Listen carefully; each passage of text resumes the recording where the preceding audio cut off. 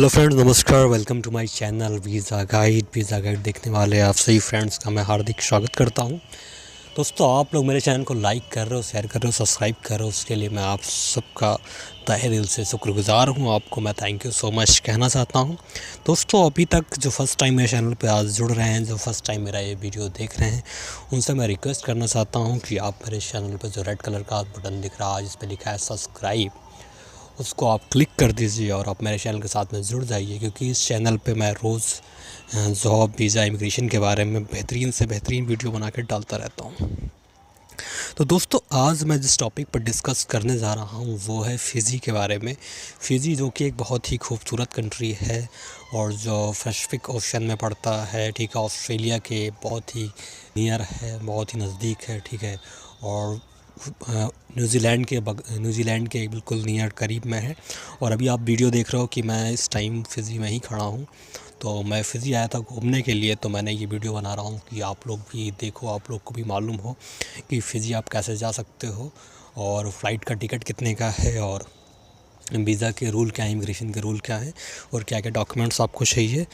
तो वो सारा कुछ आज मैं आपको स्टेप बाय स्टेप सारा कुछ आपसे बताऊंगा। लेकिन उससे पहले आपसे रिक्वेस्ट है कि आप मेरे इस वीडियो को स्किप मत करिएगा, कट मत करिएगा, और जो भी आपका क्वेश्चन होगा वो आप मेरे ईमेल पे मुझे सेंड कर सकते हैं और मैं आप सबको वो जो आप ईमेल करेंगे मैं आपको उसके बारे में सब आपको बताऊंगा। आप जो ईमेल करेंगे उसका मैं रिप्लाई ज़रूर दूंगा और मैं अधिकतर रिप्लाई मैं देता हूँ, ठीक है। तो आपके अगर दिमाग में, माइंड में कोई क्वेश्चन होगा तो आप मुझे ईमेल कर सकते हैं।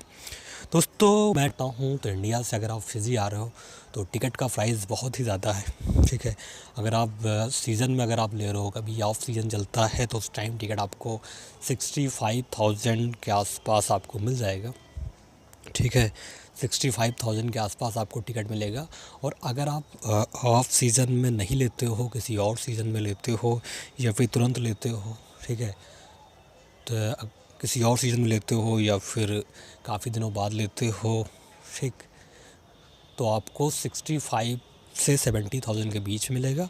और अगर आप जल्दी में लेते हो, तुरंत लेते हो, तत्काल लेते हो, 1 महीने के अंदर लेते हो, तो 80 से 85,000 और कभी कभी तो 1 लाख से भी ऊपर का टिकट यहाँ आने का मिलता है।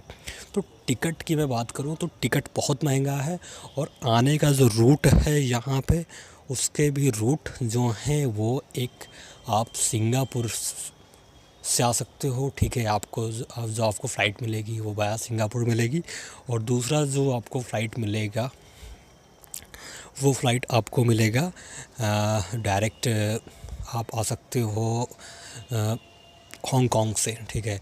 तो 2 फ़्लाइट आपको मिलेगा। और अगर आप ज़्यादा लंबा आना चाहते हो तो कोरिया से ही फ़्लाइट है, तो कोरिया से अगर आप आओगे तो आपको वीज़ा चाहिए, ठीक है, कोरिया का, ठीक। और अगर आप सिंगापुर से आ रहे हो, सबसे इजी वे अगर आपको आने का है फ़िजी, तो वो आपका है सिंगापुर से आप आ सकते हो। सिंगापुर से जो इमिग्रेशन है वो बहुत ही आसान है, कोई प्रॉब्लम नहीं है। और आप सिंगापुर का ट्रांसिट वीज़ा आपको लगेगा नहीं, तो आप डायरेक्टली सिंगापुर से आ सकते हो, India to Singapore, Singapore to Fiji आ सकते हो, ठीक है। और फ़िजी का जो वीज़ा है वो वीज़ा ऑन अराइवल है, फ्री ऑन अराइवल है, ठीक है। दूसरा जो तरीका है आने का, ठीक है, वो तरीका आपका है कि आप इंडिया से हांगकांग और हांगकांग से आप फ़िजी आ सकते हो, ठीक है। तो हांगकांग में अब मुझे तो कोई इमिग्रेशन में कोई प्रॉब्लम नहीं हुई है, लेकिन बहुत से फ्रेंड्स ऐसे हैं जो कहते हैं कि हांगकांग से आप किसी और कंट्री में जाओ, थर्ड कंट्री में जाओ, तो थोड़ा सा इमिग्रेशन में प्रॉब्लम होता है, ठीक है। तो मुझे नहीं लगता कि कोई प्रॉब्लम होनी चाहिए, कोई प्रॉब्लम होगा अगर आप किसी कंट्री में घूमने जा रहे हो, आपके पास सारा कागज़ है, वैलिड वीज़ा है, ठीक है, तो आपको कोई डिपोर्ट नहीं कर सकता। आप बिल्कुल आप घूम सकते हैं और उस कंट्री में आप जा सकते हैं, ठीक है, और उसमें कोई प्रॉब्लम नहीं होना चाहिए। फिर भी कुछ लोग कहते हैं, ठीक है, और कहते हैं तो उनके बारे में कुछ कहना नहीं चाहता, ठीक है। और मेरा जहाँ तक मानना है कि नहीं, हांगकांग का इमिग्रेशन बढ़िया है। आप और इसमें एक चीज़ आप और कर सकते हो कि अगर आप फ़िजी जा रहे हो तो आप ट्रांसिट वीज़ा, अगर आप हांगकांग में आप प्री अराइवल रजिस्ट्रेशन आप करा लेते हो तो आप 14 डेज़ तक आप हांगकांग में घूम सकते हो, क्योंकि मैंने प्री अराइवल रजिस्ट्रेशन करा रखा है और मैं रिटर्न जब होऊंगा तो हांगकांग कि मैंने वीडियो बना के डाला भी है। तो मैं हांगकांग में भी स्टे करूँगा, वहाँ पे भी घूमूँगा रहूँगा, ठीक है। तो मैं 4-5 दिन हांगकांग में, और मकाऊ का वीज़ा फ्री है तो मैं मकाऊ में भी रहूँगा, ठीक है। तो प्री अराइवल रजिस्ट्रेशन मेरे पास है, साथ में मकाऊ का वीज़ा मेरे पास है, तो मैं मकाऊ में भी रहूँगा और रुकूँगा। और इसका मैं ट्रैवल व्लॉग बना के, पूरी वीडियो बना के अपने इस यूट्यूब चैनल पे ज़रूर से ज़रूर शेयर करूँगा। और आप लोगों से रिक्वेस्ट है कि आप लोग ज़रूर उस वीडियो को देखिएगा, क्योंकि उस पर मैं सारा इन्फॉर्मेशन का हर चीज़ आपको बताऊँगा। तो उसको आपको ज़रूर देखना चाहिए, ठीक है। और मुझे लगता है कि आप लोग उसको ज़रूर देखेंगे, ठीक। और दूसरी चीज़ मैं आपसे कहना चाहता हूँ कि सब्सक्राइब कर लीजिएगा और हांगकांग का प्री रजिस्ट्रेशन कर लीजिए। और एक तरीका और है कि आप सिंगापुर होकर अगर आप आ रहे हैं तो उस टाइम अगर आप सिंगापुर का वीज़ा ले लें, क्योंकि सिंगापुर का वीज़ा 2000 के आसपास, 2000 रुपीज़ के आसपास मिलता है और बहुत ही आसानी से मिल जाता है। सिंगापुर का इमिग्रेशन भी बहुत ही ईजी है, तो कोई प्रॉब्लम नहीं है। तो आप फिजी आ रहे हो तो आप सिंगापुर भी घूम सकते हो, ठीक है। ऐसा करना चाहिए, अगर आप कहीं जा रहे हो तो एक साथ 2-3 कंट्री जो रास्ते में पड़ रही है उसको ज़रूर विज़िट करना चाहिए, क्योंकि टिकट का प्राइस तो आप एक ही लगेगा। आप चाहे एक कंट्री घूमो, चाहे 2 कंट्री घूमो, चाहे 3 कंट्री घूमो, तो उस डेस्टिनेशन में जो भी कंट्री पड़ रहा है उसको आप ज़रूर विज़िट करिए, क्योंकि उसको अगर आप विज़िट करते हैं तो इसमें आपका ही फ़ायदा है। और विज़िट करना चाहिए ज़्यादा से ज़्यादा, ठीक है। और मैं बात करता हूँ फिजी के इमिग्रेशन के बारे में। अब मैं बात करता हूँ फ़िजी के इमिग्रेशन के बारे में। तो फ़िजी का इमिग्रेशन जो है वो बहुत ही हार्ड नहीं है। अब मैं बताऊँगा आपको क्या क्या डॉक्यूमेंट्स चाहिए। तो अगर आप फ़िजी जा रहे हो तो आपके पास सबसे पहला जो डॉक्यूमेंट्स होना चाहिए वो आपके पास इंडियन पासपोर्ट होल्डर आप हो, क्योंकि इंडियन पासपोर्ट पे फ़िजी 4 मंथ आपको फ्री वीज़ा ऑन अराइवल देता है। मतलब आप फ़िजी में अगर जाओगे, वहाँ ट्रैवल करोगे तो वहाँ कोई फ़ीस नहीं पड़ेगी, फ़ीस आपकी बिल्कुल फ्री रहेगी, ठीक है। तो आप फ्री में आप वहाँ ट्रैवल कर सकते हो, ठीक है। फ्री में आप घूम सकते हो, आपको free visa on arrival airport पर मिल जाएगा।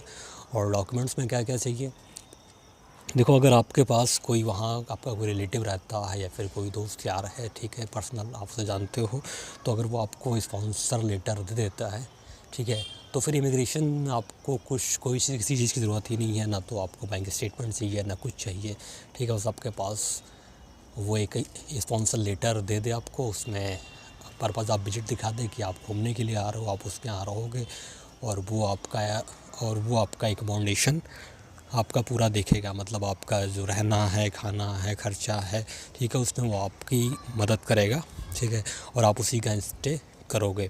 तो अगर आप जस्टिस ऑफ पीस से साइन करा देगा, जेपी से साइन करा देगा, वो भी सही है, नहीं भी कराएगा तो खुद सिग्नेचर करके अगर आपको दे देगा तो भी कोई दिक्कत नहीं है, ठीक है। और दूसरी चीज़ मैं आपको बताऊंगा, अगर आप ये नहीं करा सकते हो, ठीक है, और आपका कोई वहाँ पर रिलेटिव नहीं है, कोई रिश्तेदार नहीं है, और आप ऐसे ही जा रहे हो घूमने केवल टूरिज़्म के पर्पज़ से, तो फिर दूसरा ऑप्शन आपके पास बचता है कि आपके पास आप बैंक स्टेटमेंट लेके जाइए, ठीक है। और बैंक स्टेटमेंट में कम से कम आपके 1.5 लाख रुपए तो होने ही चाहिए। 1 लाख से 1.5 लाख के बीच में आपके पास सो मनी होना चाहिए, ठीक। और उसके बाद आपको बताना होगा कि आप कितने दिन वहाँ रुकोगे, ठीक है। और होटल बुकिंग, जितने दिन आप वहाँ रुक रहे हो उतने दिन होटल बुकिंग होना चाहिए। और होटल बुकिंग का आपके पास जो आप होटल बुकिंग करिए उसका पेपर निकाल के साथ में रखिए, क्योंकि वो ज़रूर देखेंगे आपका, ठीक है। उसके बाद आपका कार्ड भी देख सकते हैं। मैं ये नहीं कहता, क्योंकि मुझे तो स्पॉन्सर किया गया था, लेकिन हो सकता है आपका कार्ड देखें तो आपके पास इंटरनेशनल डेबिट कार्ड होना चाहिए। मतलब वो तो सबके पास आजकल है, क्रेडिट कार्ड की ज़रूरत नहीं है, लेकिन डेबिट कार्ड आपके पास होना चाहिए, ठीक है। और होटल की अगर मैं बात करूं यहाँ पे, तो होटल कोई बहुत महंगा नहीं है। आपको 700 से 800 के बीच में वहाँ आपको हॉस्टल मिल जाएगा एक रात के लिए, ठीक है।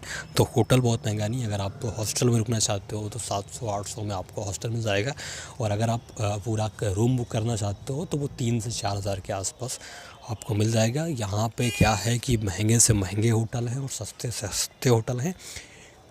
डिपेंड आपके ऊपर है कि आप कौन सा होटल आप चूज़ करते हो और आप कहाँ रहना पसंद करते हो, ठीक है। और बाकी सीरीज़ में आपको बताऊंगा कि कौन कौन से यहाँ पे घूमने के प्लेस हैं और क्या क्या हैं, ठीक है। अभी मैं इमिग्रेशन के बारे में ही आपसे डिस्कस करूँगा। ठीक है, तो ये इतना हो गया। उसके बाद मैं बात करता हूँ, अगर आपको मतलब ज़्यादा रुकना है, क्योंकि आप अगर वहाँ जा रहे हो तो जितना दिन आप दिखाओगे उतने दिन का वो आपको वीज़ा दे देंगे। ठीक है, आप वहाँ रुक जाओगे। लेकिन अगर आपको ज़्यादा रुकना है, मतलब 4 मंथ से ज़्यादा आपको रुकना है, तो फिर आपको $91 खर्च करना पड़ेगा। ठीक है, आप ये फ़ीस दोगे वहीं एयरपोर्ट पे।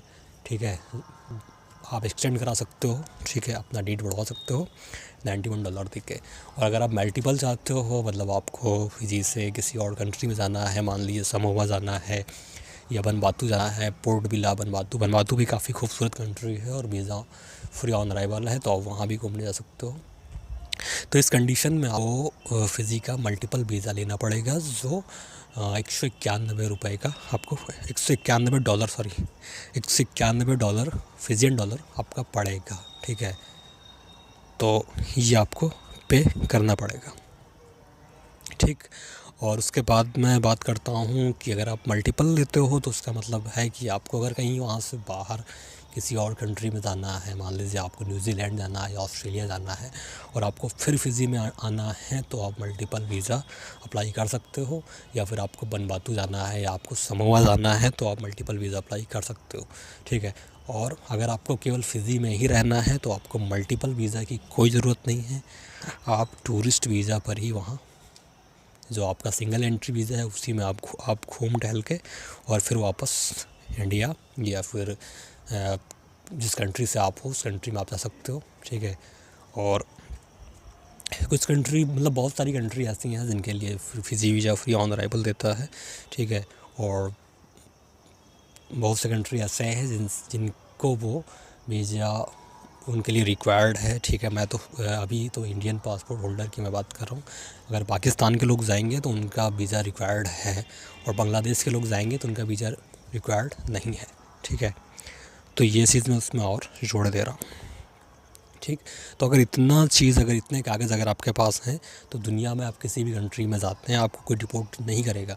और दूसरी मैं एक ख़ास बात और कहूँगा, बहुत से दोस्त कहते हैं कि इमिग्रेशन कुछ नहीं यार, बस आपके पास कागज़ पूरे होने चाहिए और कुछ ना कुछ सो मनी आपके पास होना चाहिए। आप किसी कंट्री में जा रहे हो, खाली हाथ जा रहे हो, आप कुछ ना कुछ तो डॉलर लेके जाओ भाई, कम से कम $700, $800 या $1000 आप कम से कम इतना तो कैश कैरी करिए अगर आप घूमने के लिए जा रहे हैं तो।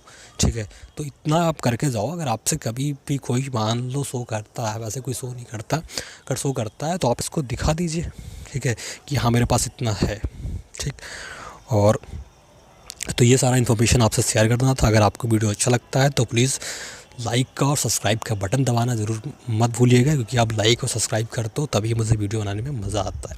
वीडियो देखने के लिए धन्यवाद। Thank you so much.